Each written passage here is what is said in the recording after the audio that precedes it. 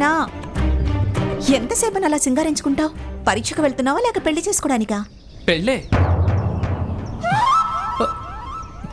పరీక్ష కోసమే. కానీ నాన్నగారు ఏమన్నారంటే అదృష్టం ఎక్కడైనా పట్టొచ్చంట, అందుకనే. పద, హా. ఇక చాలు రా సోనా, రా. అమ్మా, ఎక్కడికి? నీకింకా స్నాతకమే కాలేదు, అప్పుడే పెళ్లి గురించి కలలు కంటున్నావా? చూడు సోనా, 3 సంవత్సరాల పాటు గురుకులంలో శ్రద్ధగా విద్యలన్నీ నేర్చుకున్నావు కదా. శ్రద్ధే అసలు సమస్యమ్మా. ఈ వయసులో మనిషి ధ్యాస ఎక్కడుంటుందంటే తనకిష్టమైన వాటి మీదే. కర్ణుడు ఎక్కడున్నాడు? తనే అక్కడికి స్వయంగా వచ్చేస్తానన్నాడు, పరీక్ష స్థలానికి. అదే నా భయం సోనా. మన కర్ణుని పరాక్రమాన్ని చూసి హస్తినాపురం రాకుమారులు కోపం తెచ్చుకుంటారేమో. సూతుల పరాక్రమాన్ని క్షత్రియులు సహించలేరు. మీరేం కంగారు పడుద్దమ్మా. జనం శక్తిని పొందడానికి ఉత్ప్రేరకాలు తింటారు. కానీ అన్నయ్యేమో మా అన్నయ్య శక్తిని పొందడానికి క్షత్రియుల కోపాన్ని స్వీకరిస్తారు. పదండి. అచ్చరే, వృషాలి ఎక్కడుంది? వృషాలి?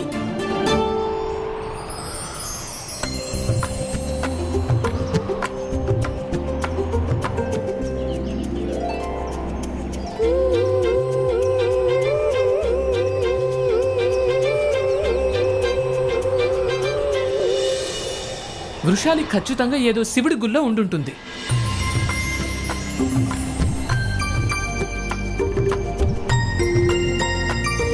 ఏదైనా పవిత్ర వృక్షానికి పవిత్ర దారాల్ని కడుతూ అన్నగారి విజయాన్ని కాంక్షిస్తూ ఉంటుంది.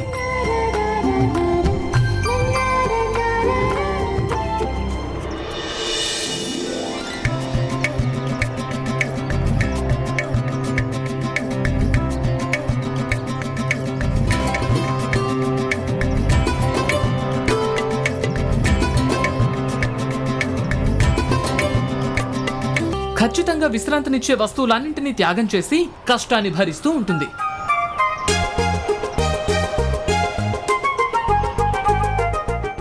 మీరిలాగే అనుకుంటున్నారు కదమ్మా? అవును. కానీ వృషాలి తపో మార్గం మీకు మొత్తంగా భిన్నంగా ఉంటుందమ్మా. పదండి. పద.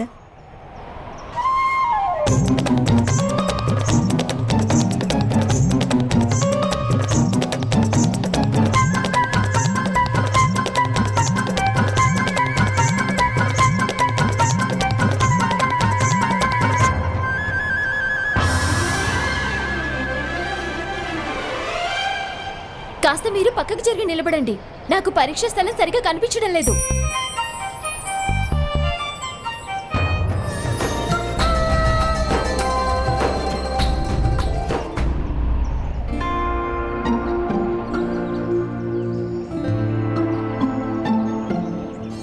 ఎక్కడున్నావు సేనాపతి కర్ణ?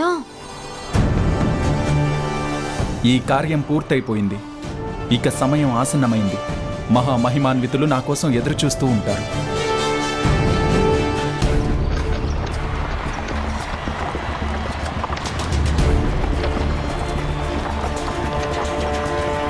మహామహిమాన్వితులు భీష్ముడికి, మహామహిమాన్వితులు భీష్ముడికి, మహామహిమాన్వితులు భీష్ముడికి, మహామహిమాన్వితులు భీష్ముడికి, మహామహిమాన్వితులు భీష్ముడికి, మహామహిమాన్వితులు భీష్ముడికి, మహామహిమాన్వితులు భీష్ముడికి, మహామహిమాన్వితులు భీష్ముడికి, మహామహిమాన్వితులు భీష్ముడికి,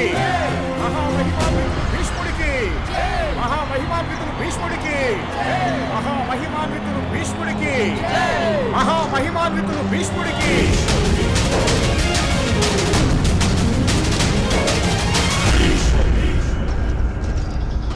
మహామహిమాన్వితులు భీష్ముల వారికి జయము. గురుదేవా, మీరు సూతల పరీక్షకి వేంచేసి మా గౌరవాన్ని పెంచారు. సారథి ఓ యోధుడికి ప్రథమ కవచమవుతాడు గురుదేవా. పరీక్షని ప్రారంభించండి గురుదేవా. తప్పకుండా. మొదటి పరీక్షను ఎదుర్కోబోయే విద్యార్థి మీ సారథి అతిరథుడి పుత్రుడైన కర్ణుడు.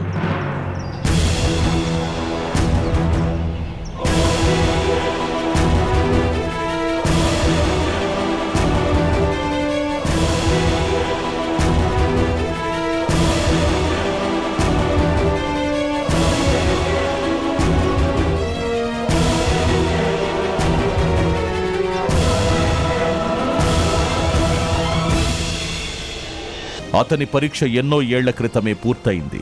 నేనివాళ్ల కేవలం తన కళా ప్రదర్శనని చూసేందుకు ఉత్సాహపడుతున్నాను.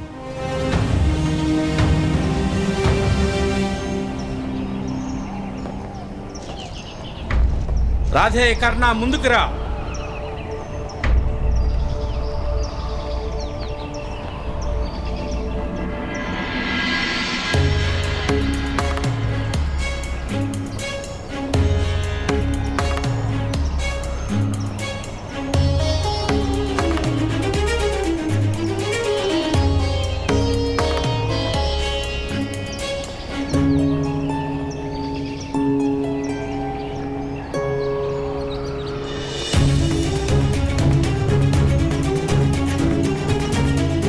కర్ణుడు ఎక్కడున్నారు రాధా?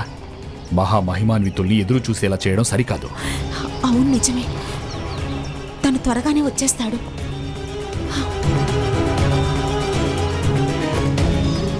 శోనా, మీ అన్నయ్య కర్ణుడు ఎక్కడున్నాడు? గురువుగారు, భూమి మీద మహా ఎక్కువైతే సూర్యుడి ప్రతిబింబం కనిపించొచ్చు. స్వయంగా సూర్యున్నే చూడాలి అంటే అప్పుడు దృష్టిని ఆకాశం వైపు సారించాల్సి ఉంటుంది.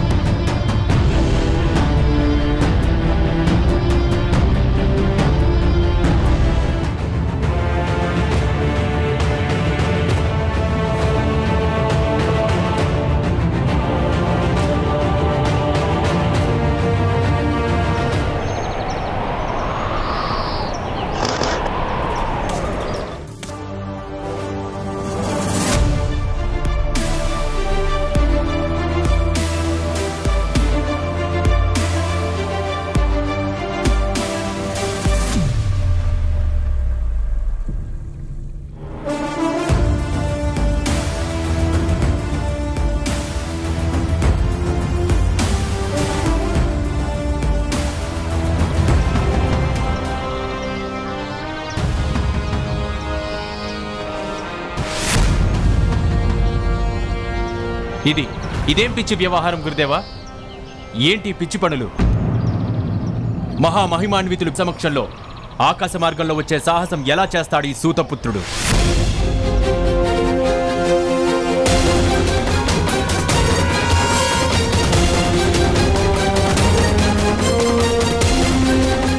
మహామహిమాన్వితులు గర్వంగా పైకి చూస్తారు కదా, అందుకని ఆకాశ మార్గంలో వచ్చాను. ఓ సూతపుత్రుడికి ఇంత సాహసమా? పితామహుడు భీష్ముడికి మా రాకుమారులకి ఇంతటి ఘోర అవమానమా? విమానంలో ఎగిరే సాహసాన్ని ఎలా చేయగలడు? వెంటనే బంధించండి తన్ని.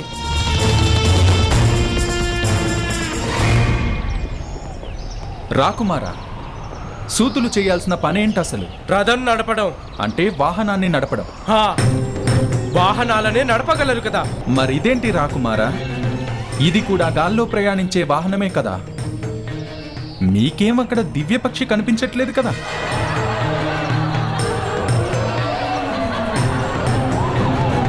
ఆపండి కర్ణ, కేవలం మాకు మాత్రమే అధికారం ఉంది వాయువాహనంలో కూర్చోవడానికి. రాకుమార, మహామహిమాన్వితులు భీష్ముడిని అవమానించినందుకు కర్ణుడిని శిక్షించండి.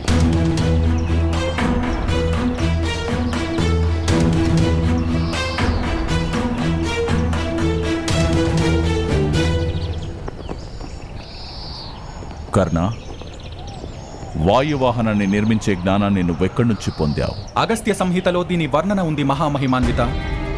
పురాతన కాలానికి చెందిన పుష్పక విమానాలు కూడా ఈ ఆర్యభూమి ఆకాశంలోనే ఎగిరేవి. రామచంద్ర భగవానుడు కూడా ఇలాంటి విమానంలోనే కూర్చుని లంక నుంచి అయోధ్యకి వచ్చారు కదా. పైగా ఏంటంటే జ్ఞానమూలంతో అసలు పనేముంది? జ్ఞాన ఫలం మీ ముందుంది కదా. హే సూతపుత్ర,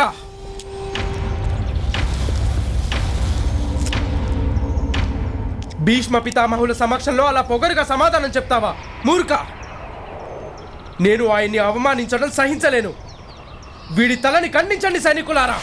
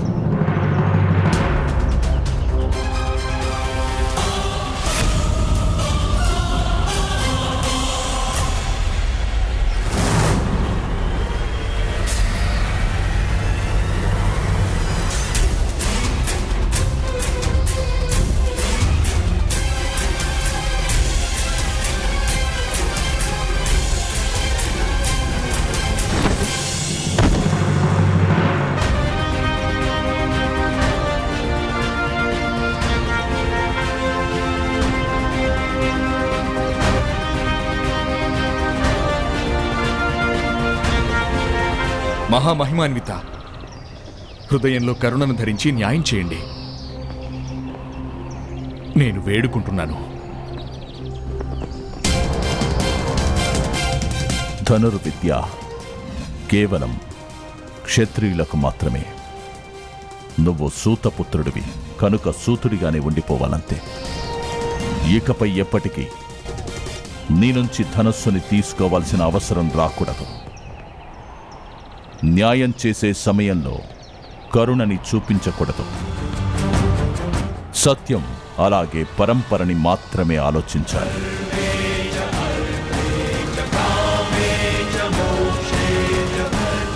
మరి సత్యం ఏంటంటే ఎవరి అపరాధానికైనా వాళ్ళ స్నాతకం జరగడానికి ముందు ఎలాంటి సంబంధం లేదు. న్యాయం తర్వాత కూడా చెయ్యొచ్చు కదా. దుశ్శాసన, నువ్వు నీ స్థానానికి తిరిగి వెళ్ళు.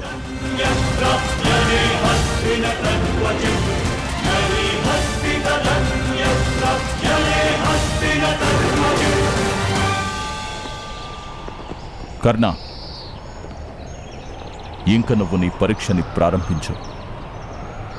3 ఏళ్ల నుంచి రథాన్ని నడిపే శిక్షణ పొందుతున్నా. రథం నడపగలవా? లేదంటే కేవలం గాల్లోనే తేలుతూ ఉంటావా? అసలు నా జన్మే ఆకాశంలో ఎగరడానికి జరిగింది మహామహిమాన్విత. భూమికి కట్టేసే ప్రయత్నం మీరే చేశారు. నా రథాన్ని నడిపే కళ అనుభవం మీకు ఎన్నో ఏళ్ల క్రితమే అయ్యింది కదా. అది గనక మీకు గుర్తొస్తే నేను పరీక్షకు సిద్ధంగా ఉన్నాను.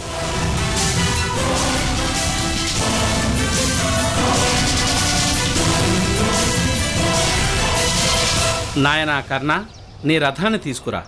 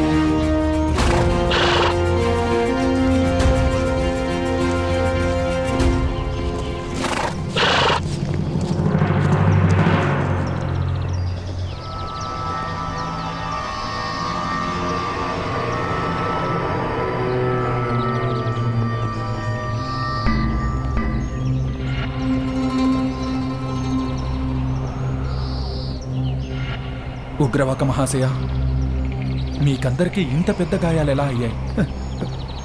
ఇవన్నీ సూతులు కావడం వల్ల శిక్షలు బాబు. హస్తినాపురం నూరుగురు రాకుమారులు నియంతలు. రాకుమారుడు తన రథానికి గుర్రాల స్థానంలో వీళ్ళని కట్టేశాడన్నగారు. అదే ఎందుకు? ఇవాళ తెల్లవారుజామున గుర్రాలకి నీళ్లు తాగించడానికి నది దగ్గరికి వెళ్ళాం. అప్పుడు అక్కడికి అకస్మాత్తుగా సింహాల దండు వచ్చింది. ప్రాణాలను కాపాడుకోవడం కోసం మేం గుర్రాల్ని విడిచిపెట్టేశాం. అలాగైతే గుర్రాలు పారిపోతాయని. అప్పుడు మేమంతా కూడా చెట్ల మీదకి ఎక్కేశాం. తర్వాత ఈ విషయాన్ని రాకుమారులకు చెప్పాం నాయన. వాళ్ళ కాళ్ళు పట్టుకుని బతిమాలేం. కొత్త గుర్రాలను తీసుకురావడానికి మాకు సమయం కావాలని. వాళ్ళకి కోపం వచ్చేసింది. వాళ్ళు మమ్మల్ని స్వయంగా రథం లాగమని ఆదేశించారు.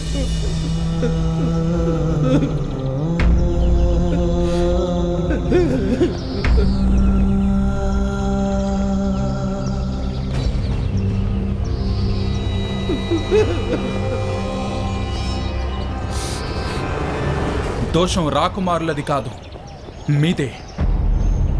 గుర్రాల్లాగే మౌనంగా ఉన్నారనుకోండి ఉగ్రవక్క మహాశయ, అప్పుడు గుర్రాల్లాగే రథాలకు బందీలు కాక తప్పదు. మీరేం పేరు పెట్టుకున్నారు ఉగ్రవాకుడా? అసలు ఆ పేరులోనే అగ్ని లాంటి భయంకరమైన తాపం ఉంది. అప్పుడే ఉగ్రవాకుడనాలి. కానీ పిచ్చుకల కంటే ఎక్కువ శబ్దం కూడా చేయరు. ఉగ్రవాకుడంట. కానీ అంతకంటే మేమేం చేయగలం? గాయాలను భరించే శక్తి ఇచ్చాడు కదా ఈశ్వరుడు. కనీసం లోపల గాయాల్ని రగిలించే సాహసమైనా చెయ్యండి. ఏ క్షత్రియుడు అన్యాయం చెయ్యలేడు. పాములా కాకపోయినా కనీసం దాని పిల్లలా అయినా ఆపండి. ఎలుకలు పాముకి ఆహారం అవుతాయి కదా. నిజంగా మన దగ్గర ఆయుధాల్ని ధరించే స్వాతంత్ర్యం ఉండుంటే అప్పుడు ఏం చేస్తారు ఉగ్రవక్క మహాశయ? శక్తి ఆయుధాల్లో ఉండేది కాదు, భుజాల్లో ఉంటుంది.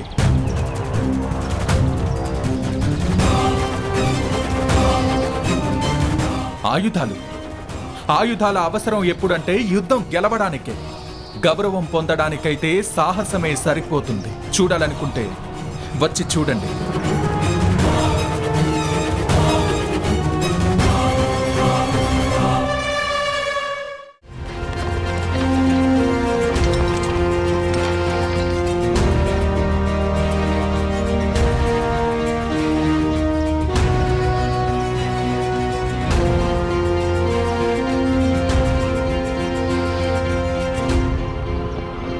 నేను పరీక్షకు సిద్ధంగా ఉన్నాను మహామహిమాన్విత. పరీక్షని ప్రారంభించండి గురుదేవా. సజ్జన్లారా, సారథి కర్తవ్యం ఏంటంటే తన రథంలో ఉన్న యోధుల్ని అనేక విపత్తుల నుంచి సురక్షితంగా లక్ష్యం దగ్గరికి తీసుకెళ్లడమే. అందువల్ల ఈ పరీక్షలో వివిధ రకాల విపత్తులను నిర్మించడం జరిగింది. ఆ విపత్తుల్ని దాటుకొని సురక్షితంగా రథాన్ని ఎవరు తీసుకొస్తారో వాళ్ళు ప్రథమ శ్రేణిలో ఉత్తీర్ణులవుతారు. నాయనా కర్ణ, పరీక్షని మొదలుపెట్టు.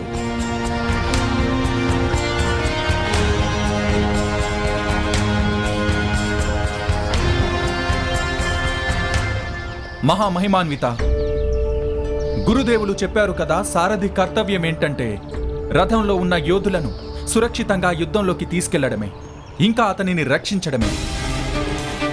కానీ పరీక్ష సమయంలో నా రథంలో ఎవరైనా మహాయోధుడు లేకపోతే మరి ఎవరికైనా ఎలా నమ్మకం కుదురుతుంది నా కళ మీద? నా సద్భాగ్యం వల్ల హస్తినాపురం మహారథులైన రాకుమారులు ఇక్కడున్నారు. ఒకవేళ రాకుమారులు ప్రసన్నులైతే వారు నా రథంలో కూర్చుని స్వయంగా నా కళని పరీక్షించొచ్చు. కానీ పితామహ, ఇది అసంభవం కదా.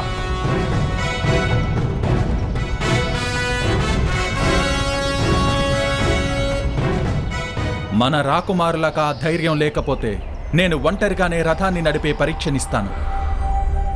నాయనా దుశ్శాసన, ఒకవేళ నీకు ధైర్యం లేకపోతే పోనివ్వు. దయచేయండి రాకుమారా, నా రథం మీకోసం ఎదురు చూస్తోంది.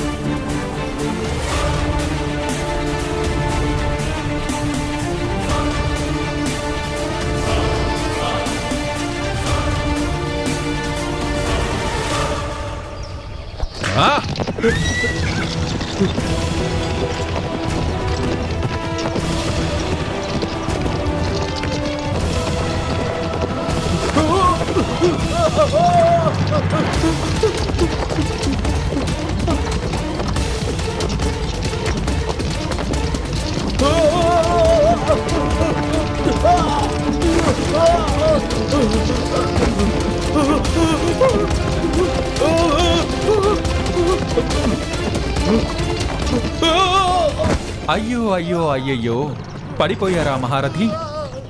గుంటలున్న మార్గాన్ని ఎంచుకున్నాం కదా, రథంలో కూర్చోవడం తేలికేం కాదు.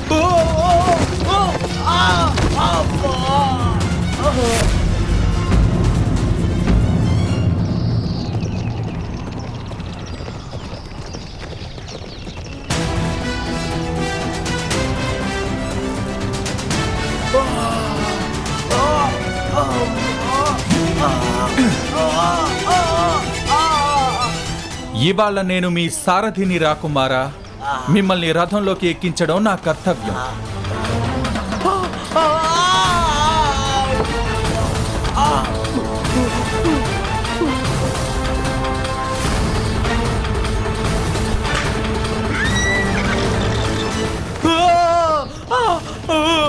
మహారథి, రథాన్ని పట్టుకుని కూర్చోండి.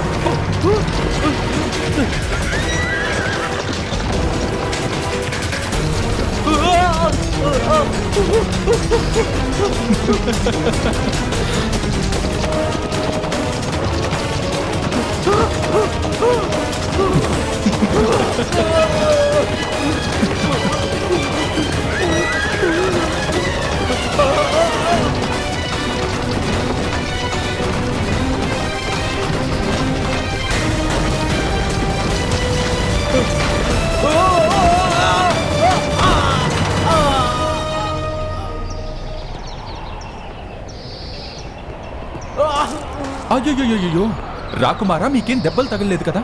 మనం ఈ రాయిని బందీని చేసి శిక్ష విధిద్దాం. దయచేయండి, రండి రండి రండి.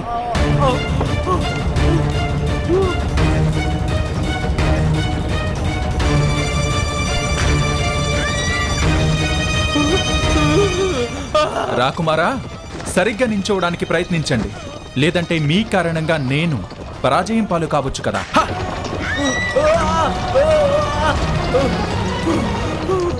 కష్టంగా ఉంది కదా ఈ రథంలో ప్రయాణించడం, ఎందుకంటే గుర్రాలు దీన్ని లాగుతున్నాయి, మనుషులు కాదు.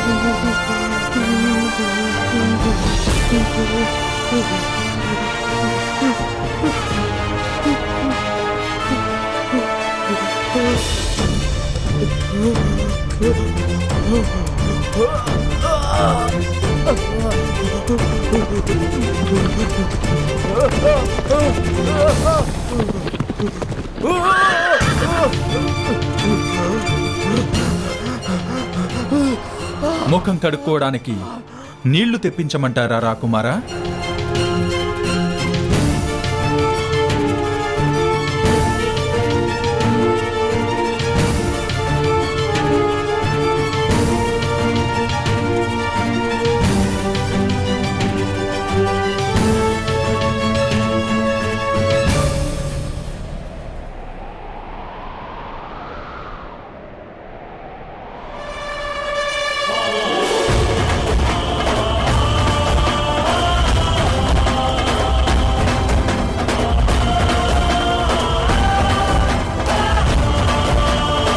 నాకు ఎన్ని మార్కులు వచ్చాయి మహామహిమాన్విత భీష్మ?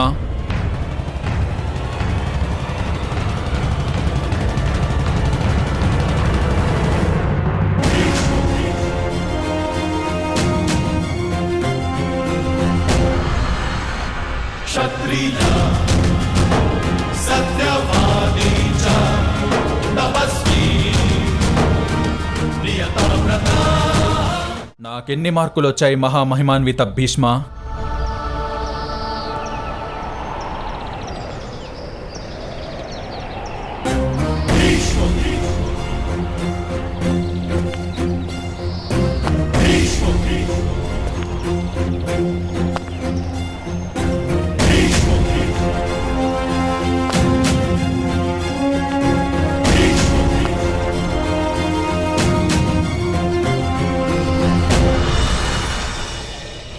అతను ఉద్దేశపూర్వకంగా రాకుమారుడు దుశ్శాసుని అవమానించాడు మహామహితాత్మ. బలం, బలహీనత రెండింటినీ ప్రకటించడానికి ప్రణాళికలు అవసరం లేదు కుమారా. దాచిపెట్టుకోవడానికి ప్రణాళికలు వేసుకోవాల్సి వస్తుంది. నిజమే చెప్పాను కదా రాకుమార దుశ్శాసన.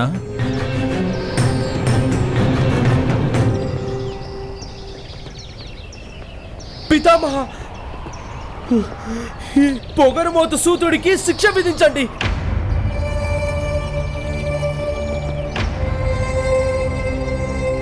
ఇతనికి శిక్షను దేనికోసం విధించాలి?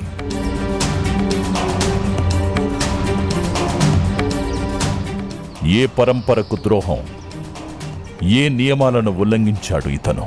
ఇతను వాయు విమానాన్ని నిర్మించాడు పితామహ. ఆకాశంలో ఎగిరే సాహసం చేశాడు అతను. ఆకాశయానం విషయంలో ఎలాంటి పరంపరా నిశ్చయం కాదు. మరి ఏ విషయానికైతే ఎలాంటి పరంపర లేదో, ఎలాంటి నియమాలు లేవో దాని మీద అందరికీ అధికారం ఉంటుంది. వత్సా కర్ణ, నేను నీ వాయుయానానికి ప్రసన్నుడనయ్యాను.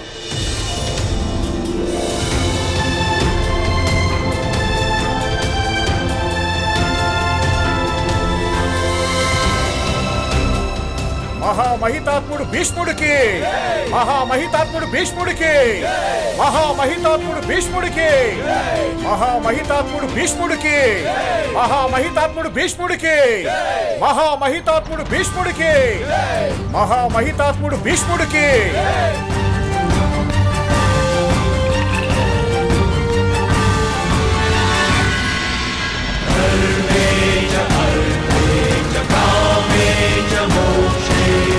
ఓ సారథి కర్తవ్యం ఏంటంటే తన మహారథిని సురక్షితంగా ఉంచాలి. మార్గం కఠినంగా ఉండొచ్చు, కానీ ప్రయాణాన్ని సరళం చేయగలిగిన వాడే సారథి అవుతాడు. నీ శిక్షణ మరియు దీక్ష వ్యర్థమైపోయాయి రాధేయ.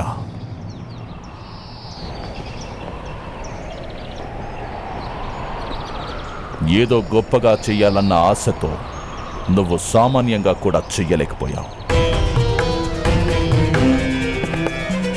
గొప్పతనానికి ప్రతిష్ట ఉంటుంది, కానీ సామాన్యతకు హద్దుంటుంది.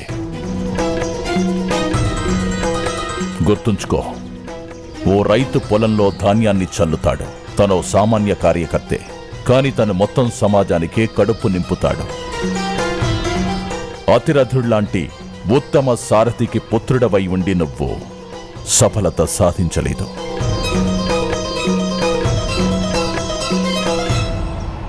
నేను చాలా బాధతో ఇది చెబుతున్నాను రాధయ్య.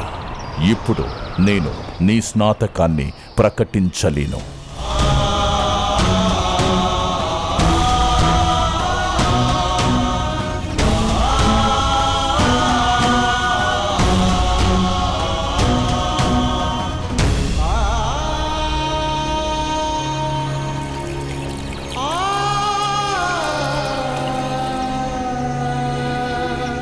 గురుదేవా, ఈ యువకుడు మళ్లీ గురుకులంలో అధ్యయనం చెయ్యాల్సిందే.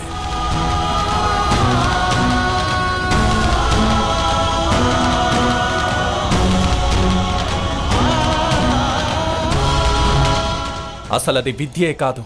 మొదటిసారి నేర్చుకున్నప్పుడు రాకపోతే ఇంకా తనసలు విద్యార్థే కాదు. మొదటిసారి నేర్చుకోవడంతోనే విద్యని పట్టుకోలేనివాడు. అయితే నువ్వు మళ్లీ పరీక్ష ఇవ్వాల్సిందే కర్ణ. ఇవాల్టి నుంచి ఓ మాసం తర్వాత వసంత పంచమి రోజున ఓ సమారోహం ఏర్పాటు చేయబడుతుంది. అక్కడ మొత్తం అందరి ముందు ఓ మహారథిని రథంలో కూర్చుంటాడు. ఒకవేళ నువ్వు తనని సురక్షితంగా తీసుకొస్తే అప్పుడు నిన్ను సఫలుడిగా ప్రకటిస్తా.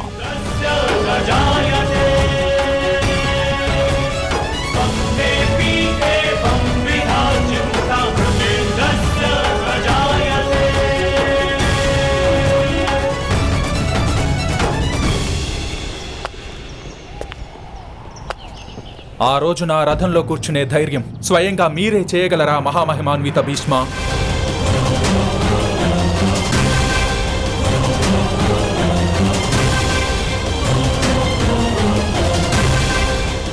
ఆ రోజు నా రథంలో కూర్చునే ధైర్యం స్వయంగా మీరే చేయగలరా మహామహిమాన్విత భీష్మ?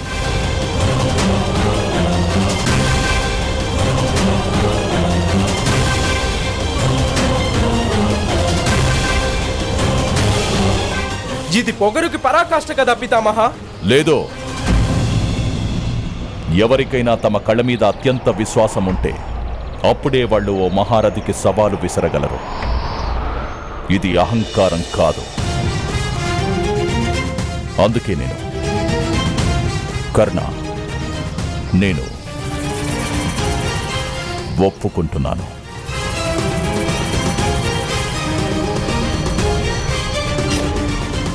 వసంతోత్సవం రోజున నేను నీ రథంలో ప్రయాణిస్తాను కర్ణ.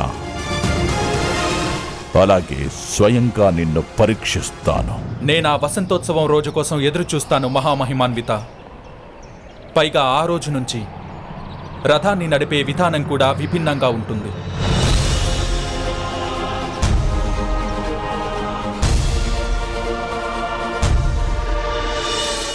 ప్రణామాలు.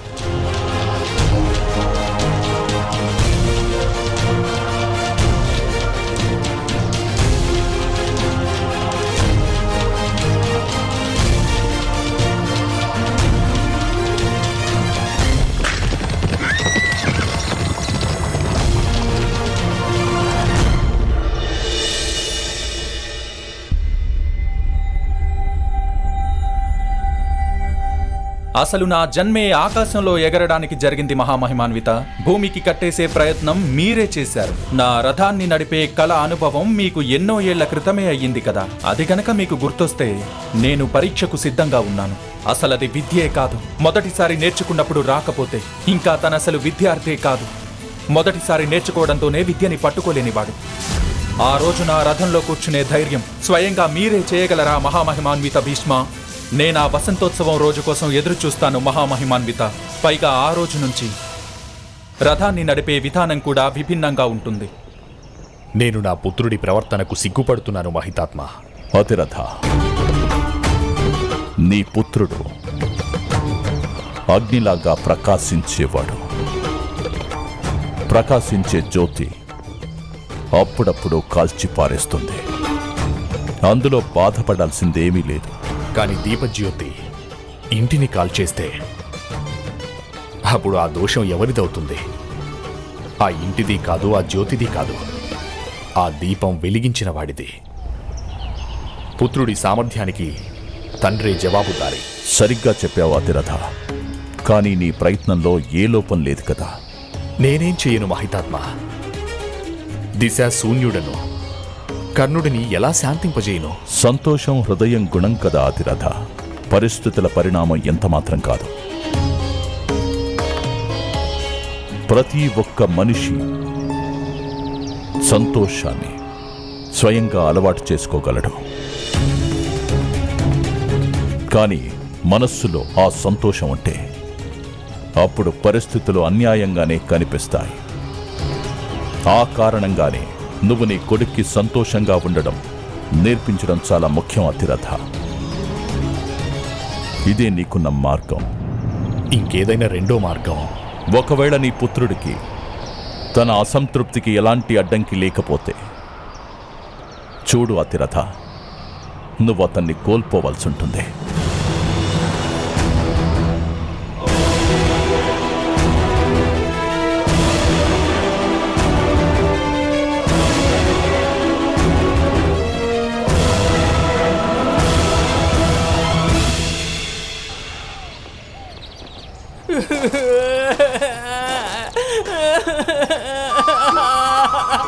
కానీ షోనా, నువ్వు ఊరొదిలిపెట్టి ఎక్కడికి వెళ్తున్నావు? ఎందుకంటే తల్లిదండ్రుల చేతుల్లో చనిపోవడం అంటే చాలా మంచి విషయం కదా మిత్రమా. నీకు మా అమ్మ సంగతి తెలియదు కదూ. మొదటి 4 మాటల్లోనే ఎంత తిట్టేస్తుందంటే అసలు సగం మనిషి అక్కడే చచ్చిపోతాడు. పైగా తర్వాత నాన్నగారు వస్తారు. ఆ తర్వాత అస్సలు అడగొద్దు ఏం జరుగుతుందో. పద, ఉత్సవానికి రావా? ఉత్సవమా? దేనికి ఉత్సవం? పరీక్ష తప్పిపోయినందుకు. పదండి అన్నయ్య, చనిపోవడానికి ముందు నేను కొంచెం ఆనందాన్ని పొందుతాను. పద. ఓడిపోతే ఎవరైనా ఉత్సవం చేసుకుంటారా కర్ణ? శుచిపథ, ఓడిపోవడం అనేది వేరే వాళ్ళ వల్ల జరిగింది, కానీ నేను ఓటమి ఒప్పుకోలేదుగా. మరెందుకు బాధపడ్డం? కానీ వసంత పంచమి రోజున నిన్ను మహామహితాత్ములు ఇంకోసారి ఓటమి ప్రకటిస్తేనో? ఒక్కసారి మహామహిమాన్వితుడు భీష్ముల వారిని నా రథంలో ప్రయాణించనివ్వు. ఆ తర్వాత నేనే స్వయంగా తనని ఓటమి పాలైన మహారథిగా ప్రకటిస్తాను మిత్రమా.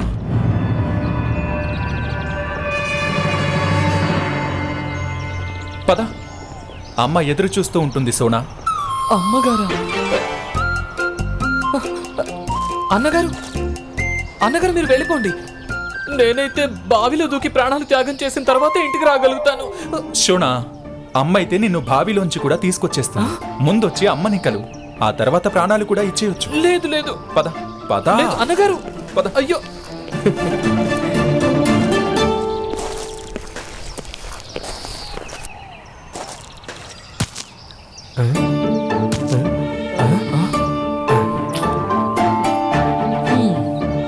చూడ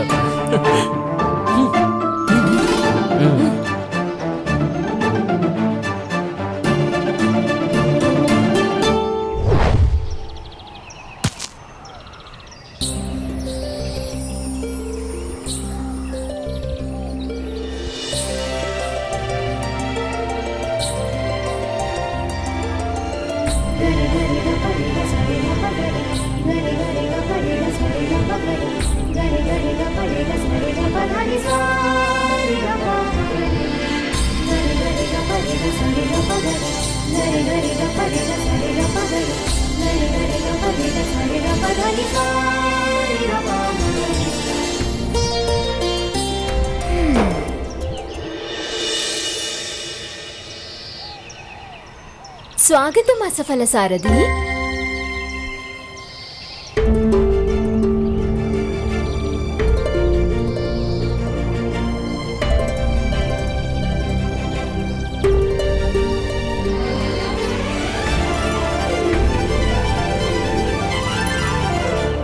నేను హస్తినాపురం రాకుమారుణ్ణి చాలాసార్లు నా రథం నుంచి పడేశాను, అయినా ఓడిపోయానా? సరేలే, సఫలుడైన మహారథి ఇంకా అసఫలుడైన సారథి.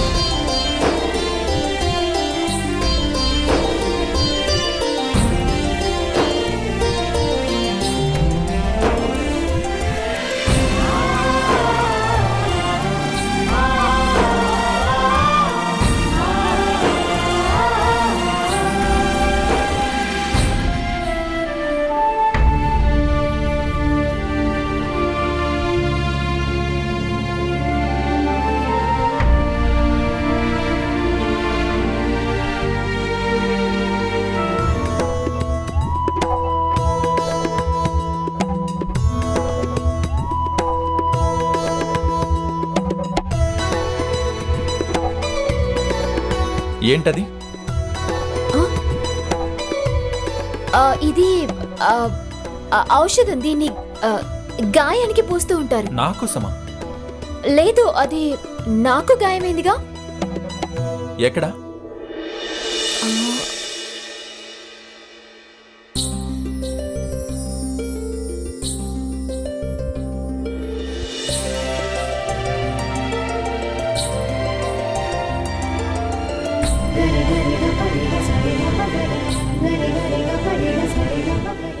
ఇక్కడే ఉండాలి కదా ఇప్పుడే.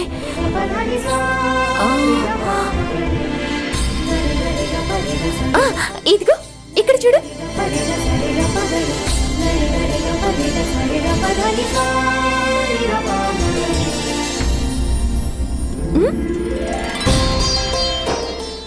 ఒకవేళ నీకు గాయం నొప్పిగా ఉంటే నువ్వు కూడా రాసుకోవచ్చు. ఇవాళ నేనే స్వయంగా పాత గాయానికి ఔషధాన్ని రాసుకున్నాను. మహామహితాత్ముడిని సవాలు చేశాను. వసంత పంచమి రోజున ఖచ్చితంగా పరీక్షలో ఉత్తీర్ణత సాధించే ఆలోచనే ఉండదే.